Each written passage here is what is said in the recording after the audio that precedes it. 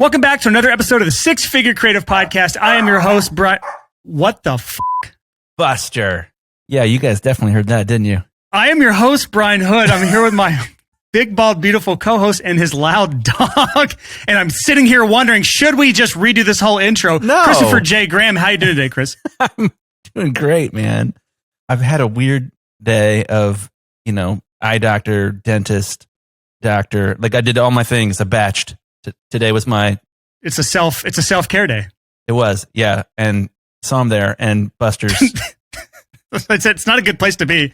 You're not even here. I'm not even sure that you're here, Chris. Like you're so distant right now that I'm like, is Chris Graham even here today? Well, when Buster starts barking, it's like, wait, is everything safe? There's a ghost in your house. There's 100% a ghost in your house right now. It's Instacart with my delivery outside. Not sponsored by. Thank you very much, Chris, for bringing that brand on here. These big brands trying to take over the world. Oh, snap. You know what? I'll tell you what, guys, link in the description. I've been using Instacart like crazy. Shut the hell up. No way. Are you serious? Yes. Because for me, my time is super valuable and I don't like going to the grocery store. It's also... Do they have an affiliate link that you're about to put in the description of the podcast? Yes, I am. I'm going to put my affiliate link down there, boys. Oh my God. Look at marketer Chris here. I love it. Like I don't have to go to the grocery store almost ever anymore. I hate the grocery store. This episode is officially sponsored by Chris Graham's affiliate link to Instacart. Link in the description. Oh my God. Click that link. Get you some groceries. I think you get $10 in free groceries if you use my link. I use Shipt, SHIPT, which has been incredible, flawless, the best shoppers on earth. But I am 100% with you, Chris. I do not shop for groceries. My wife does not shop for groceries. We have that stuff delivered to our house because you know why, Chris? I know you know why. Because our time is valuable and it's better spent elsewhere, whether that's in my business or whether that's with my wife. Yeah, I know, Chris. Everything's a system to you. Yeah, think of the system. Think of the system. Go ahead. Think of how stupid grocery stores are. Yeah. Walk in with a list of things you want and try to find them. Good luck. There's no map. There's like some signs that are like dog food and cereals in this aisle. But there's other stuff in that aisle too that's not dog food or cereal. And you just have to anticipate, well, that's sort of like cereal. I guess I'll try this aisle. And you just like, you worm around the whole thing. It's designed to make you impulse buy. Dude, if you legitimately did the math on how much time you spend to go to the grocery store for like your weekly or like your major groffing, and you actually do the math on how much extra you're paying for the shoppers to do it, it's an insignificant amount of money that you're paying for that sort of service. So reinvest in your time in your business, people. All right, let's bring our guest in here today because he's just been politely staring at us when we talk about stupid grocery delivery. You probably heard a third voice if you're not watching on YouTube and you're thinking, what was that voice? There is a spirit in Chris Graham's house. Our guest today is none other than Mr. John McLucas, who is actually part of the dream team for the very first course the Six Figure Home Studio put out called the Profitable Producer Course. Woo! John, I'm glad to finally have you on the podcast like 3 years after you joined that course. This is like such a full circle moment for me. I didn't even know, I'm going to be honest, I didn't even know if I might get emotional today, like thinking about the journey of it. Because we met when I was living on the floor of that rehearsal studio unit. And I took that course sleeping on that foam pad. And then to be here now today, like it closes, not a closed chapter, but it's been a journey and it's wild to be in this moment. And I am just really excited to be here. I'm excited to have you, man. Like, okay, so for those who don't know, Six Figure Home Studio was the original brand of Six Figure Creative, and John was one of the first 50 students I ever had in my first like flagship course called the Profitable Producer Course. And John, at the time that he joined the course, was sleeping on the floor of his studio in LA because it was like it's the most expensive city to live in. And he went through the course, and you were an awesome testimonial at the end. And even seeing like your like exit interview video from that point where you'd already seen some success to now, like it is a night and day difference. And we were talking beforehand, and I asked you permission on this, but you've brought in like over $130,000 in the last year for your home.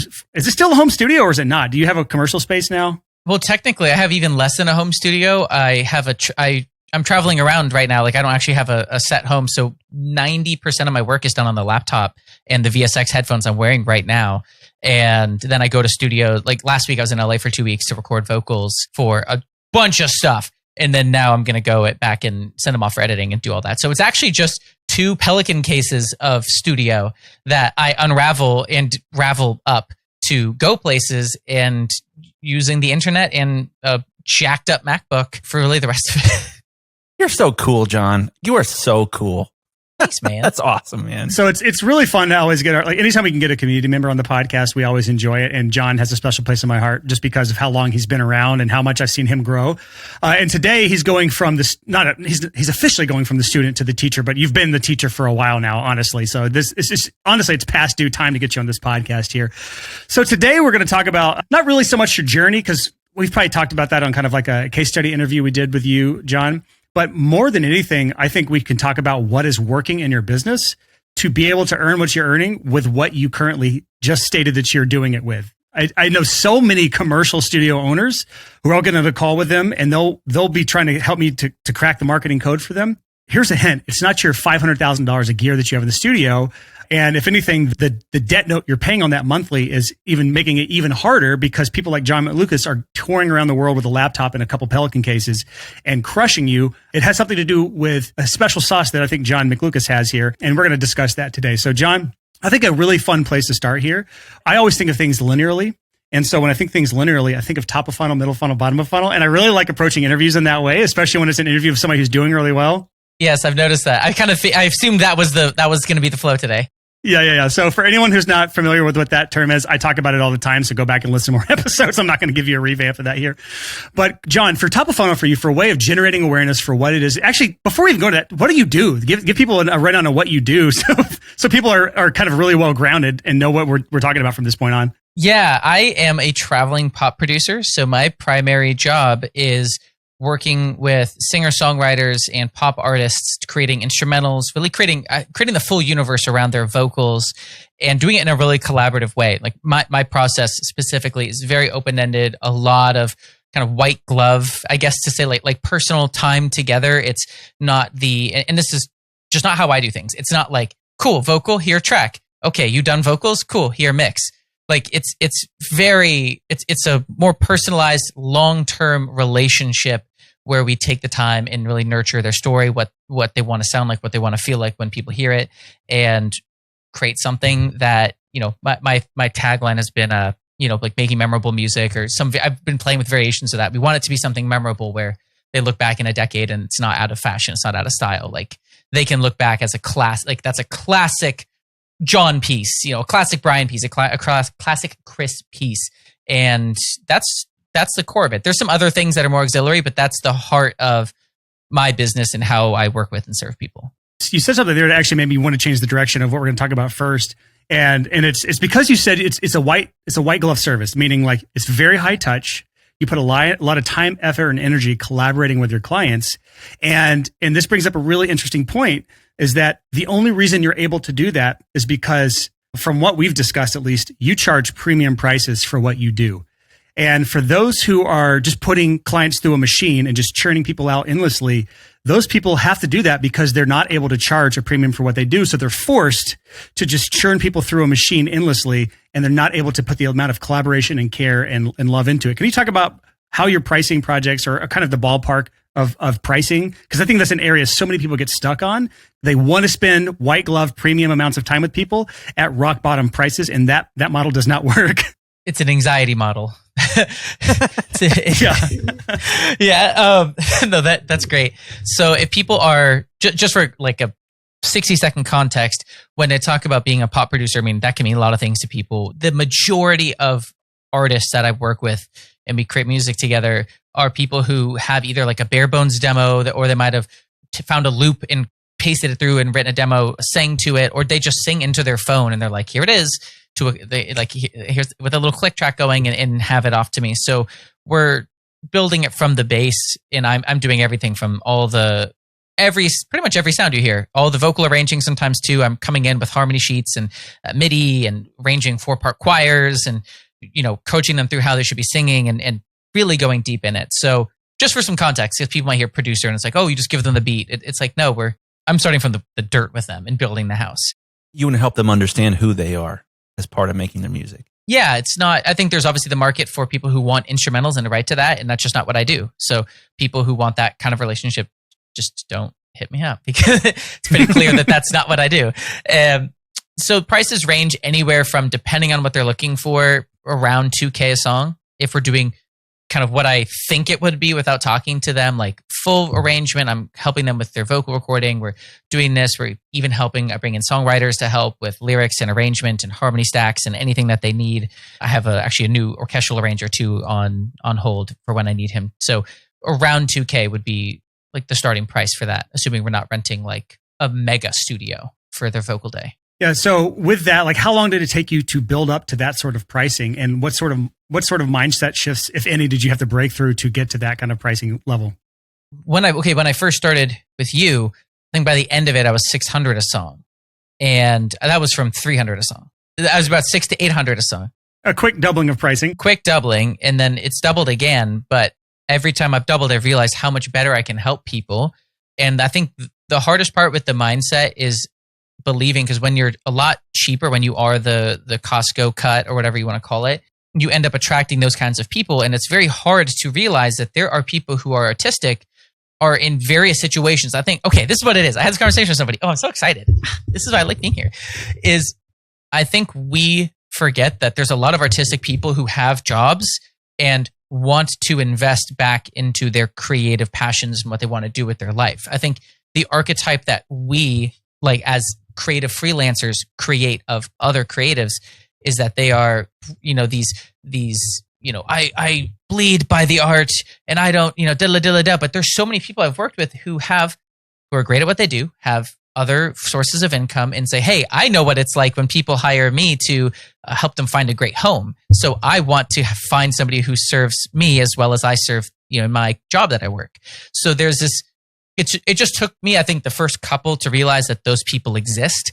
I'm very open to work with all kinds of people, but to know that there are, people who are artistic and creative who work in real estate and who have a job in this tech place, or they're salespeople themselves and are good at sales. And so they're like, I want to keep crushing sales, so let me get the songs done. And then I have great bang-a-rooney songs, and then I can use those great songs to da-da-da. And it's this upward spiral. Like they do exist, but you can't understand that when you're charging $400 for 40 hours of your time, and you become cynical and jaded through the confirmation bias that I think ends up being inevitable, because you build that reality and it only takes one person to show you that that's different. And I think that was the hardest point, is like having that first person who kind of took the leap.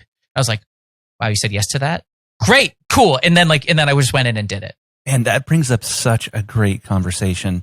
I think that it's the same for most people, is that they have to get in a position, first of all, where they can throw out a quote that they're totally okay with losing. Oh, that's a big part. Yeah, you throw out that, you find that client, or that client finds you, where you're like, I'm going to ask for a lot more than I normally would. A lot of times people will throw out a high quote because they don't want to work with the person. It's a defense tactic.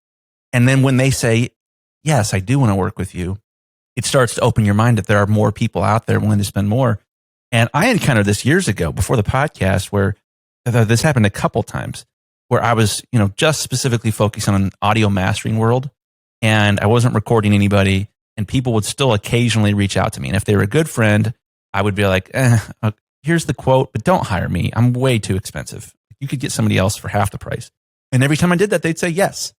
When you have this opportunity to throw out a quote that you're okay with losing, and people say yes to it, exactly what you said, John, it opens their mind. So, man, tell us a story about that. I think something that a lot of creative freelancers, and took me a long time to get out of this, don't realize is how powerful it is to not need to close or to go in just assuming, like, and that's how I felt. I've talked to artists that I work with right now. I've tried to deter them from working with me because I wasn't sure if it was right. And it's like, I don't know if this is correct. And I genuinely mean it. Like, I'm just not attached to you saying yes right now. I will show you why I think I'm the answer. If I do, I think people say it as a tactic. Like, oh yeah, like try to trick themselves, but they secretly are like clinging on to wanting to work with somebody. But if they don't say yes, it'll be a reflection on who I am as a human being. Yeah, and I think that's because they're in that pit of the charging low prices. They need to get the next one, and it creates this impossible vicious circle. And I think there's so much that they forget, where it's like, that's why having another income source outside of it is actually like a pretty baller superpower. Yeah. To where when you want to build something, you can say no and be like, I don't actually need to say yeses. Here's how I can serve you. Up to you. That's how I've always approached it. And if I don't want to work with somebody, I'll just be like, I just walk away. I haven't thrown out like an FU price for like maybe 3 or 4 years now, because I'll just say like, yo, this isn't it. I'm trying to think 10 years, like the next 10 years. I'm only 27, and I'm trying to think of when I'm 37, 47, like what will people be saying about me? And I don't want it to be like, yeah, John said yes to that because I think he wanted my money. Like that's not who I want. Yep. But to get to that place, I would say it takes time. You're wise beyond your years, John, because when I was 27, I was probably saying yes to the projects I should have been saying no to. So I was definitely not there at that point. I think just now at 35, I just turned 35 this week. Hey, just now at 35, I am just now at the place I feel where I have consistently turned down clients or projects that I did not think was right for me. And I think that's the place that we should all strive to be. And it starts with, in my opinion, charging premium rates for what you do, going back to your business model, John, because that opens up so much more opportunity to fully serve your clients the way they deserve to be served. And for you, just to kind of bring this back, and then we're going to kind of go on to the next section here, just to bring this back, John is able to fully flex his creative muscle, which creates a better end product because he's put so much of himself into the project, which makes clients happier, which increases referrals and word of mouth because they see how much work John puts into things, which brings other people to his studio. And because he's so good at what he does now, he's able to pick whatever one he wants. He can cherry pick the clients he wants. He can say no to the ones he doesn't want. And he's saying yes to the clients that he gels well with, that the music's going to turn out the way he wants. It scratches his creative itch. And at the end of the day, it's the things that he wants to actually work with, which makes the projects more fun for him and fulfilling for him. So it's this wonderful cycle that continues and continues and continues. I think one of the most fascinating pieces about this conversation is something I've struggled with a lot, and I think all of us have, of assuming that everybody else, all of your clients, see money in the same way that you do. Some people value time, some people value convenience, some people value pleasure, some people value money. And I think the assumption is when you're starting to work with a client, that if you're going to throw out a high quote like that they're going to value money the same way you do, and they're going to, if you're price sensitive, if you're always trying to get a good deal, it's hard to charge high rates. It's hard to get to that point. There's a quote that I love and that you've heard many times, John, and it's, you sell like you buy. And so if you're the type of person who's always looking for a deal, if you're the type of person who's always trying to save a buck and spend 30 hours saving a buck, if you're the kind of person who is always trying to negotiate down and lowball people, you're going to get treated the exact same way with your clients because you're going to be selling that exact same way because that's what you expect from other people. And it is incredible what you can accomplish in a sales conversation, which we'll get to sales in a bit with John. It's incredible what you can do when you're selling your services and what kind of prices you can command when you willingly and openly spend money to invest into your business. And I know for a fact that John, not just with my course and back in the day, he's invested thousands, tens of thousands. I don't know how much money you've invested back into your own education. And then that has shown in how you sell your services. Yeah, I have spent probably between 15 to 20 grand on learning in the last 18 months. That and I've literally never gone on the phone call not ready to buy. I'm just like, cool. Is this going to get me where I want to go? Is this going to get me the thing I want? Fabulous. Yeah. Like I just, and it comes across, and I think I understand when there's somebody who wants to get it done, you know, like not to fluff my own booty over here, but wants to get it done well and wants to get it done with care and like is understanding that patience is going to create something better that will give them the opportunity to stand out and to impress people who stumble upon them. It's yeah, like I just couldn't understand somebody who could get to that point without doing it themselves. So you've got this premium pricing that you're doing, John. You've got a really, really good like process for finding clients. Like to me, you have the perfect business model as a producer, which is what I would try to get everyone to duplicate, is what you're doing. High dollar. You're really spending time with your clients. You're making them happy. But the problem with this is like, you can have a really good product. You can make your clients really happy. They're going to refer clients to you, but you don't really control that. I put a YouTube video out talking about the word of mouth lie recently, but you do get the word out in another way that I think is worth diving into, because we all have ourselves essentially is what we're trying to sell. And John, thankfully, what you're selling, which is yourself, is a beautiful thing. You do it in a clever way that I think most people fail to do, and that's through content creation. Can you talk about, and this is where we're going back to the top of funnel, the thing I started to talk about at the beginning of this interview, and we kind of got sidetracked through the pricing side of things. But you've got a really good product, but how do you get that product, which is your services, your production, how do you get that out into the world so people even are aware that you are offering this service? Welcome to TikTok class. Let's go. It's going down. I'm about to everybody make a TikTok and actually Oh my gosh. take care of it for a little bit. But actually, seriously though, at the end of the day, like I'm going to reverse engineer it really quick because it's not as much that it's TikTok. It's in order for somebody, because I work in a very emotional service business. You know, this very different than a podcast agency, very different, I think, even than mixing, mastering, very different, you know, kind of like almost like a wedding photographer. You had a wedding person on, and these services where it has to do with like a piece of somebody's heart. You know, like this last week in the studio, I worked with an artist whose song was about a really toxic breakup and some horrifying things I probably I won't even discuss that this ex did to them. A song about new love that somebody else is having. A song about sex, and so it's not as emotional, but it's about getting it, and just like all these different parts. But like a lot of these are very personal, and even if it is about sex, like it's still like this expression of yourself and your sexuality, and that's very personal to express your sexuality publicly. Every human you may ever encounter for the rest of your life. And because of that, it's not the kind of thing that I've personally ever felt made sense to be, doing the kind of traditional, like opt in to do. It's just like, yo, this is you, like, hey, John, I need to make a song about my mother's passing. Like that takes a long time to find somebody to help you with that you trust. So this isn't the kind of thing where I have a banger like toolkit box about like how to process your grief into a song, 10 tips. Like that doesn't exist. Well, maybe it does. I could be wrong. That's just not what feels authentic to me. So I've always gone with the know, like, and trust way of approaching things. And in order for people, they have to know who you are. They have to like not think you're a terrible poo-poo.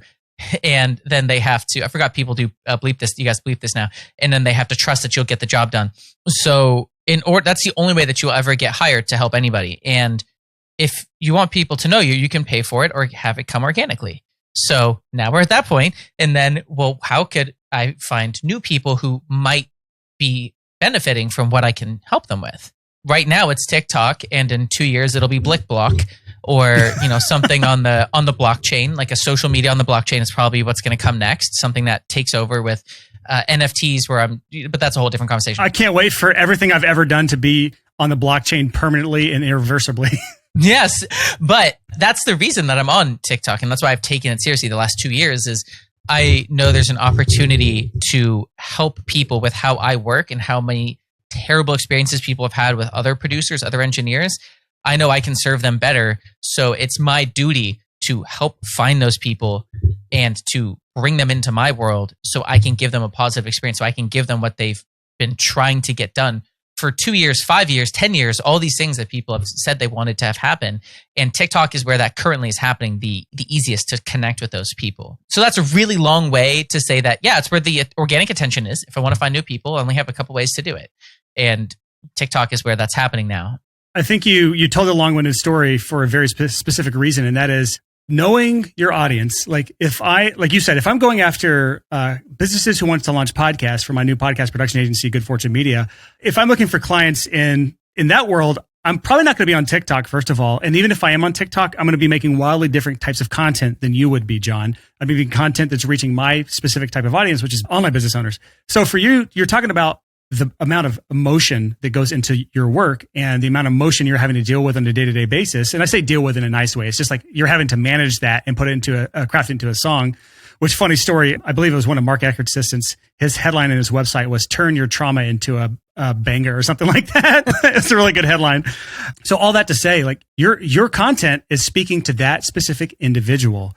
And the result of that is when people actually get on a sales call with you, which we'll get into, like they're ready. They're already sold. They already know you're the person because they've already seen your content and they've already been following you for a long time. Can you talk about how you approach content creation and then the effects of what that turns into? For me, the content is a super long play. Like I make very few pitches to like book me or hire me. I intentionally try to, again, like very like 10, 20 year kind of a thing. It's like, I'm not concerned about the next like 2 months. I'm concerned about how many people I can connect with for the next 10 years and who, all right, I'll go with this metaphor.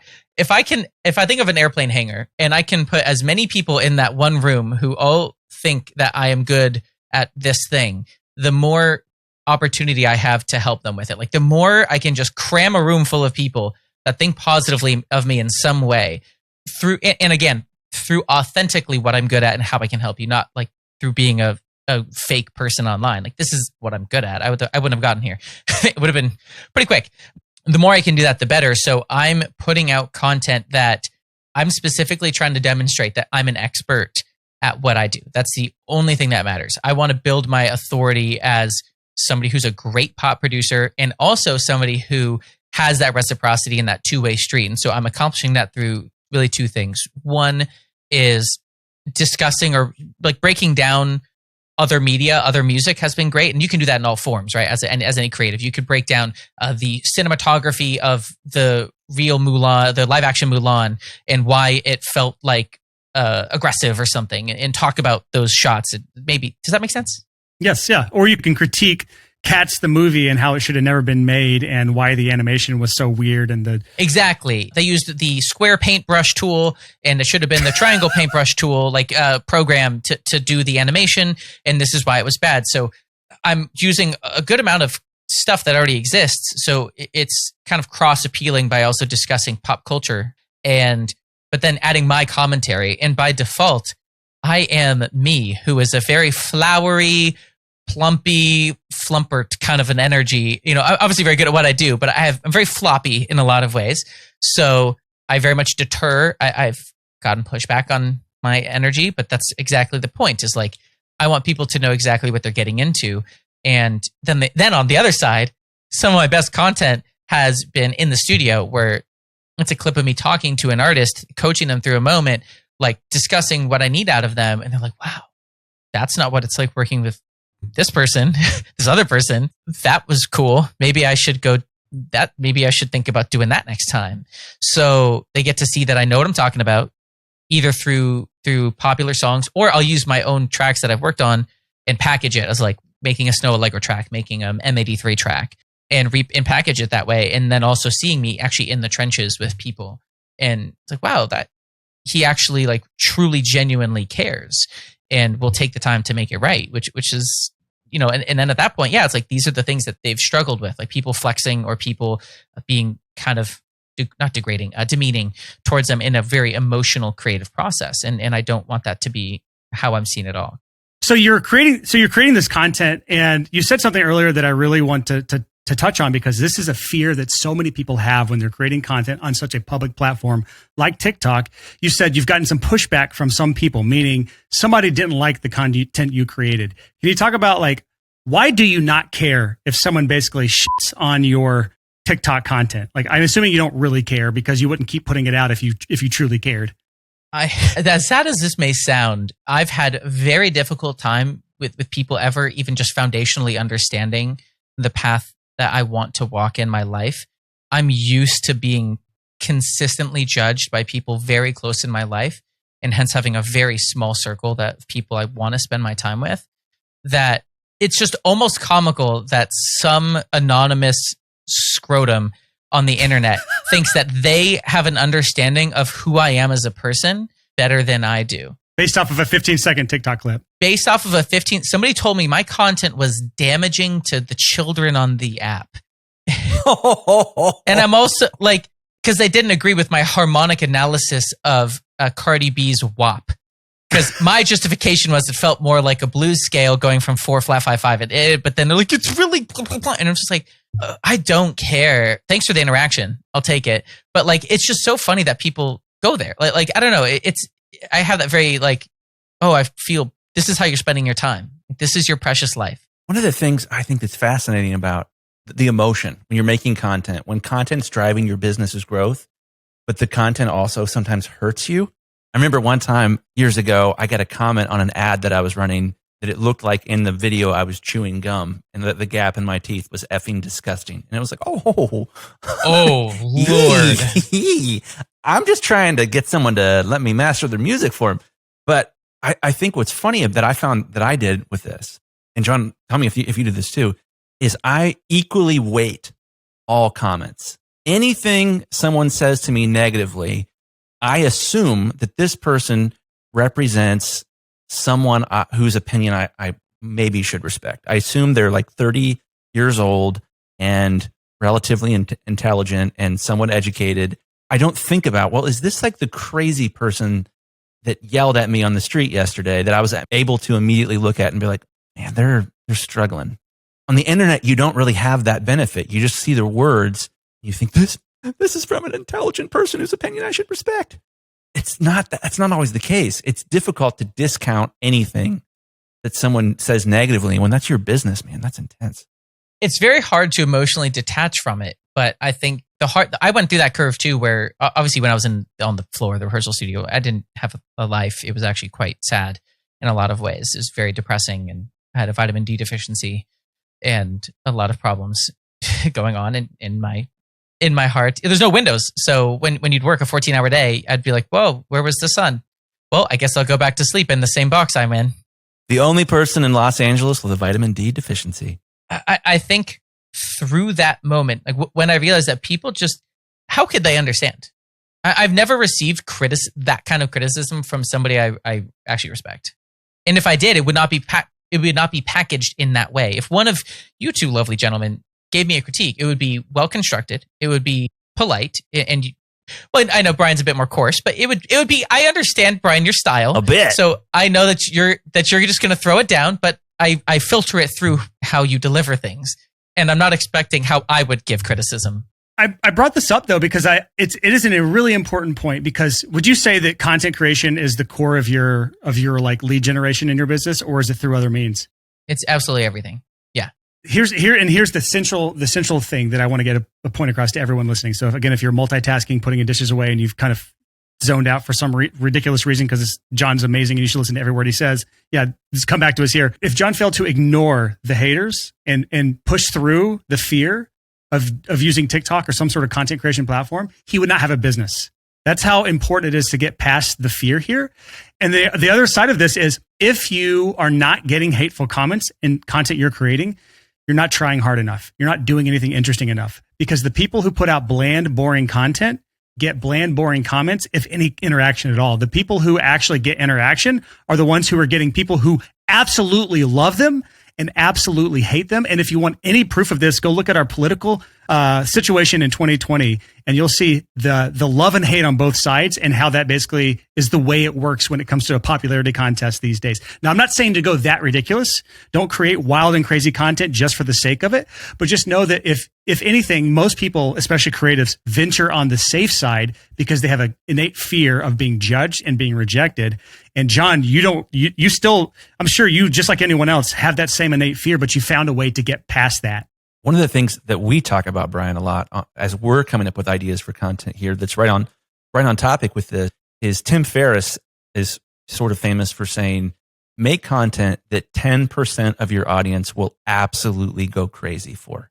I think the death blow that you can get into when you're making content is to just try to make something that everybody likes, even across all your fans.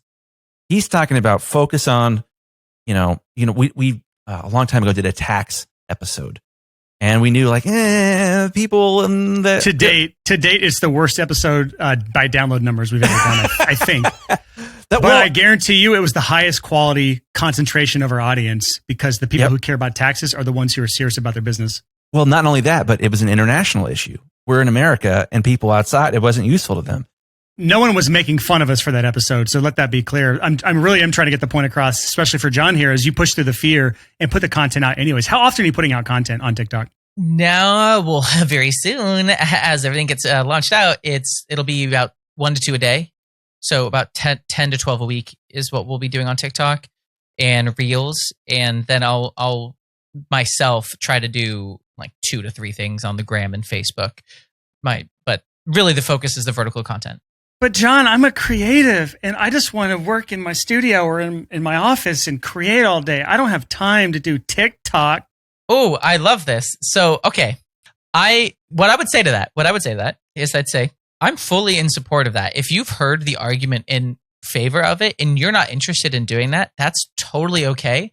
And I, at the end of the day, don't care if you choose to do it or not. It is unaffecting my life.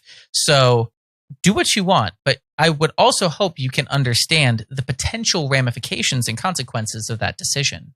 So as long as you feel that you've been informed of the benefits, what it takes to potentially get it done, and you say, I'm not interested in doing that, I'm going to say, sounds great. Have a great day. I just don't, I've said my piece. Thanks. Good luck. Like that. I wish you all the best.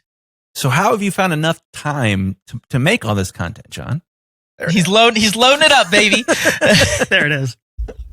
I thought I did, but I didn't do a good enough job. Chris, thanks for pushing the final mile there. So that's a great question, Chris. Well, as it became really, it was an arc, because my approach has always been, sorry, I'm scratching my head on camera. I realize I'm the one that's also up as I'm speaking. So if you don't have enough going on and you need help connecting with the right people to serve with your work, then your job is to make content. Or that's how I approach it. Like, oh, I don't have something to work on today. My job is to make a thing. Even if I was really bad at it and it was terrible and it got no interaction, it did nothing. That was my regimen. And then as I got busier, of course, then became into an issue. So with a lot of ebbs and flows, I had to kind of navigate that. And I hit this sticking point recently. And that's when we started working together, Chris. Boom, there's the pitch. We're in. There it is.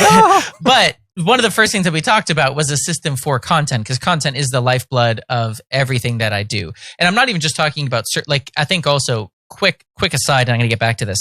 The wildest thing about content is that it creates opportunities that you can never predict when you are publicly out there in the world. So for example, I have had, a significant amount of money come in from brand deals, for creating TikToks, for creating on YouTube, for creating for other companies, purely because they're like, yo, that guy can make things that look good and he's articulate.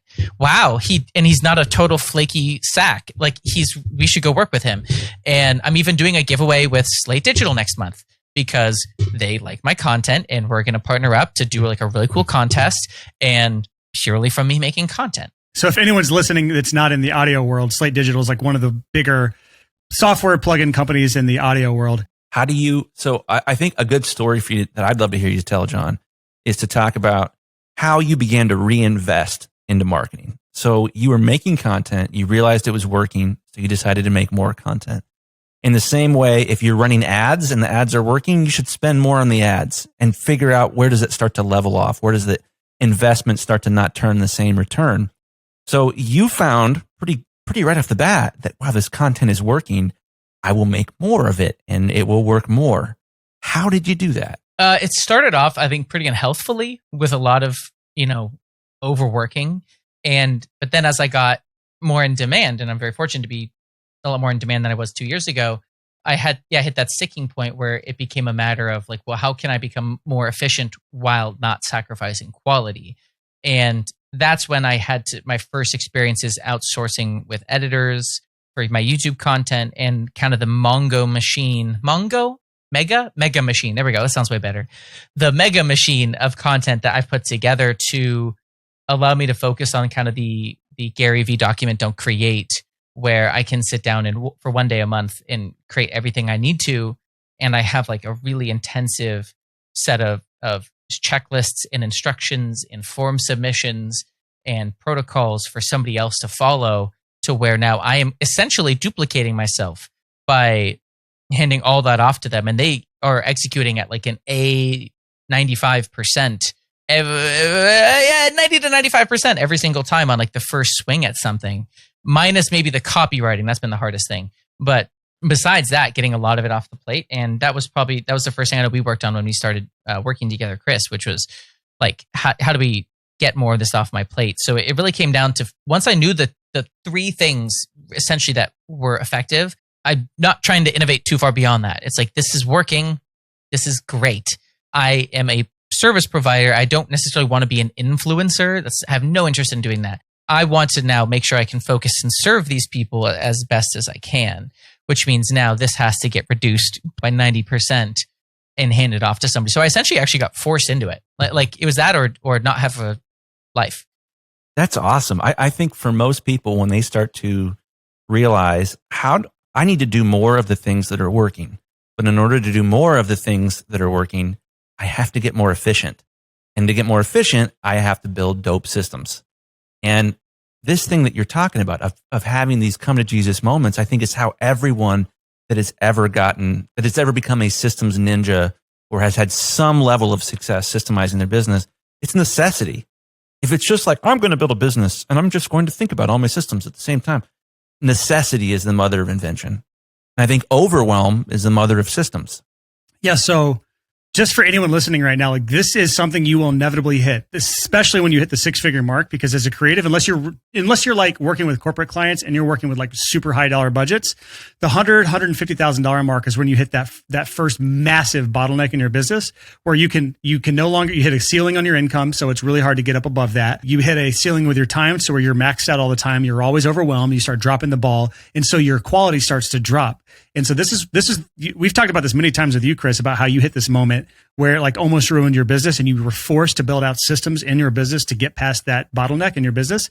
And you're one of the few people who, with your awful business model of really low dollar projects, just being candid with you, it was an awful business model. You were one of the few who managed to have such crazy systems to scale above the $150,000, maybe even $200,000 a year with that specific business model. And I think everyone, when they hit that part of their business, you know it. You absolutely know it. John, I think where you're at right now is you've encountered, just like I did, and just like every small business owner does, that there are different stages of your business that you need something to change to break through. For me, breaking through 25K the first time in a year was really hard. It took me like 6 or 7 years. And that's usually a marketing problem. Yeah. Well, it's a whole lot of problems, but yeah, basically a marketing problem. And then, I started figuring it out and I got to 60. And then breaking 60 was kind of challenging. And then 90 was also pretty difficult to break. And I had to build new systems at each of these stages in my business to break me through that ceiling. I'd sort of hit this plateau of hell. I think is what we've called it in the podcast in the past of like, okay, I'm as busy as I can stand to be, working with as many customers as I can stand to work with, charging as much as they can stand to pay. Something has to change. And in that moment, it's efficiency. It's systems, it's automation, it's systemizing so that you can delegate. A lot of people, they want to delegate to somebody else, but they can't find someone smart enough because they don't have any systems. Yeah, I love, so those, that arc that you talked about, I've gone through those similar different bumps.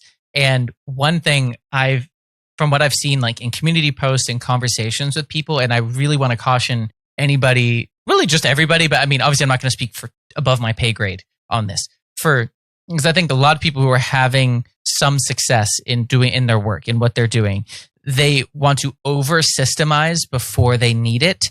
Like I've seen some ridiculous questions in the community group where they're like asking these really advanced, like, how do I create the bibbly boop doobly dop? Like that is literally just procrastination. Yeah. And I've had that conversation. I'm like, yo, so how are things going? And they're like, I'm just getting ready for it to go good. And it's like, that's the problem, is you won't know the system, the next process, the thing you need to eliminate, how to get better at this until there's a ferocious necessity to do it. Because then do you kind of like, take a step back and look at the balloon and like, what is actually in this thing now? But when you're not there, you can just, fantasize about what the problem could be and build out tons of zaps. But then when you actually get to that point, you're like, oh, this is garbage. Actually, what I need is this.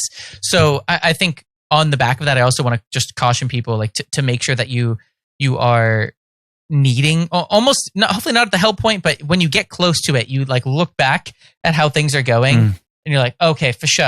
All right, those things. All right, great. So before I burn out, I'm going to go and take care of that. And then you address it instead of, I think, the tendencies to over planning, procrastination, and you have so many dope things that you use once every 6 months that took 12 hours to build. And it's like, well, totally. You could have just done more. I love that. Well, and I think that's one of the reasons that it's so important to build a business that can do two things.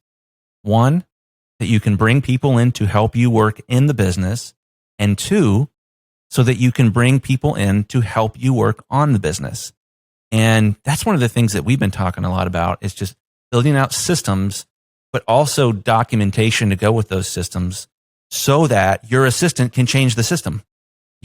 Having, these are called SOPs, but building a business out where you're inevitably going to hit another plateau in the future.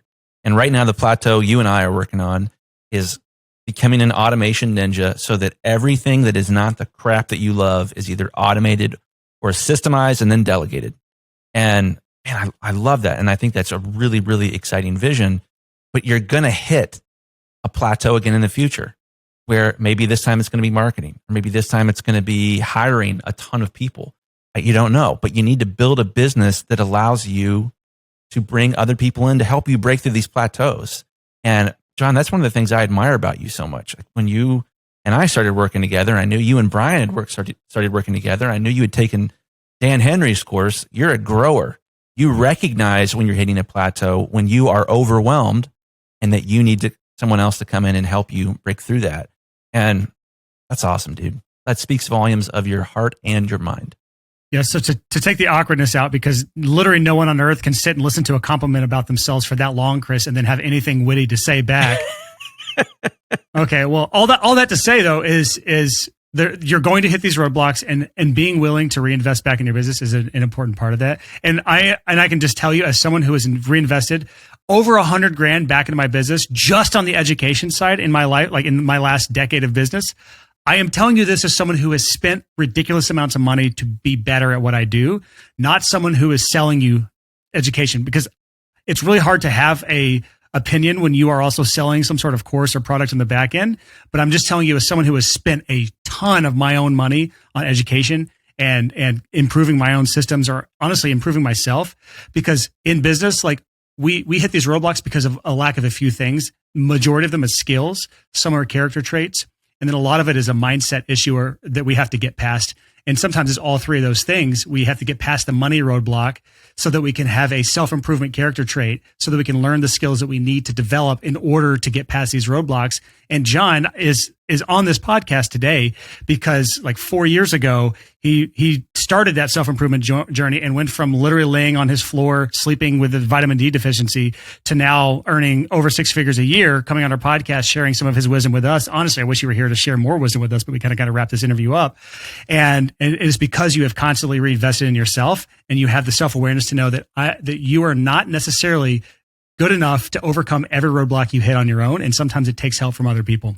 And that's so beautiful, Brian. Like, it's asking for help, I think, is one of the hardest things in the entire world. And I mean that from the standpoint of business. I mean that personally. I mean it across the board. You know, John, I think what's so cool about your story is that you clearly went from a place of perpetual overwhelm to you're winning the war, man. Like, you are marching down the field, and the future's crazy. 10 years from now, what are you going to be doing? It's going to be unbelievable to watch you on that trip. And it's just so cool to see you defeat overwhelm, man. It's a battle for all of us for the rest of our lives, but you're looking good over there, bud. You're doing great.